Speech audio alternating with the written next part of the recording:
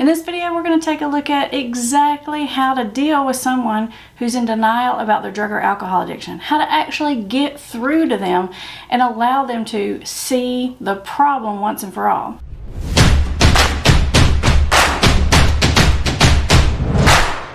For those of you who don't know me, I'm Amber Hollingsworth, Master Addiction Counselor, and this YouTube channel is all about helping you understand the science and psychology of addiction so you can get your life and your family back on track and get back to living the life that you want to live. Now, I've been working with people who have addictions for a very, very long time, and no matter how many times I come across it, denial is always mind-blowing. It is so crazy obvious to everyone around that person just how bad this problem is, yet the person actually has no clue, or maybe they have a little clue, but they totally minimize it, and you literally want to shake them by the shoulders and say, "Are you serious? Are you kidding me? Why can't you see this?" Well, unfortunately, that tactic just doesn't work. It's been tried tons and tons of times. In fact, you may have tried it yourself. So let's take a look at what does work. I'm going to give you 5 really important things that I want you to keep in mind anytime you're having a conversation with someone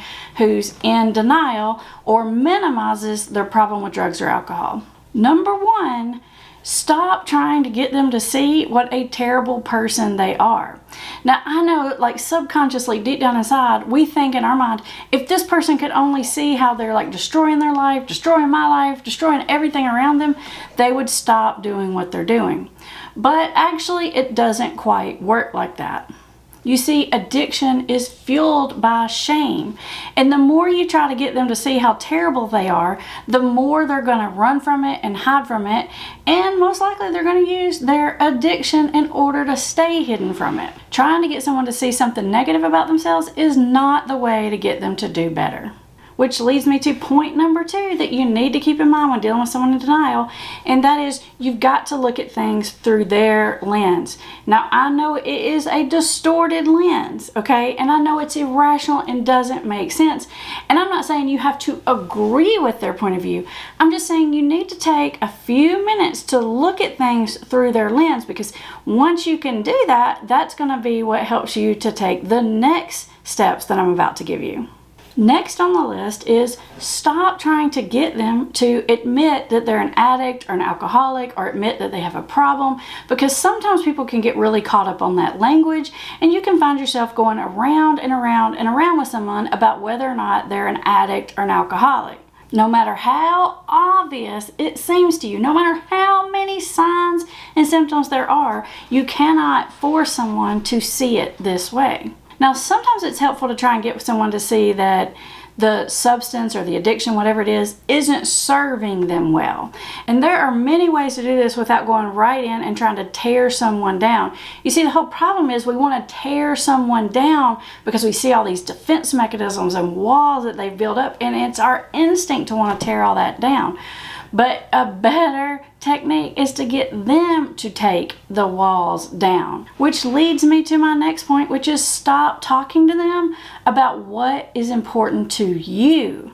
You know, if this is your kid and they're addicted and you're trying to talk to them about their grades or their future or, I don't know, something that's important to you, but it's not important to them, again, you're just beating your head against their wall of denial, and you're not going to get through to it. You absolutely have to do this 5th thing, and that is you've got to use what motivates them. Now, let me give you an example. In the past, I've seen people that struggled with alcoholism. Now, I'm telling you, it's pretty bad. Like, literally, they're drinking most all day, every day. They're about to lose their entire family over it, but they just can't wrap their head around that. But what they can tell me is something like, "Yeah, I feel like it's made me put on a couple of pounds." And I'm thinking, okay, yeah, but that's the least of the problems, but that's not how you want to respond to them.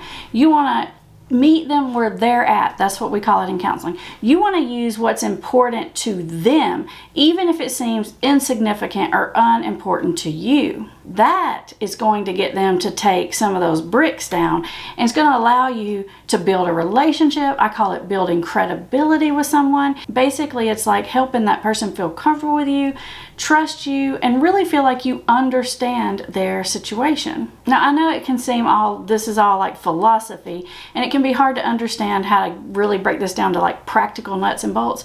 If you'd like to see this in action and you haven't watched my session on motivational interviewing, where I actually do this actual technique, I actually use some of these strategies with a young man named Blake, I'm going to put a link in the description so you can go and watch that for free. You can actually watch it in action.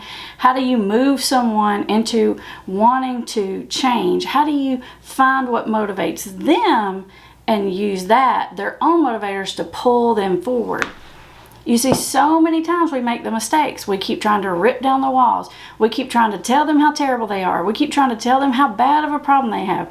We keep trying to tell them how they need to change for all these reasons that are important to us, and it just doesn't work. I know you've tried these things before because I try them. In fact, even though I've been doing this for a bunch of years and I know these things, I will still find myself occasionally beating my head against that wall. Luckily these days, I can feel it pretty quick, and I know when I'm not doing any good and I can change my strategy. Now, if you really want to know all about how to actually take someone from denial all the way through into recovery, you may want to check out our invisible intervention, because inside the invisible intervention, I teach you exactly how to do what I would do if I were sitting in front of your loved one. So maybe you can't get them in front of a counselor. Maybe they are in front of a counselor, but you want to hurry the process along. In the invisible intervention, you can learn the specific techniques and strategies it takes to get someone to move through all those stages of change. I'll put a link to that in the description below as well. Now, obviously, denial is complicated. So an important next step for you might be to understand exactly how denial works and the types of denial that you could be running into. Which is why I want you to watch this video next, because it's going to explain to you everything you need to know about denial and how it works.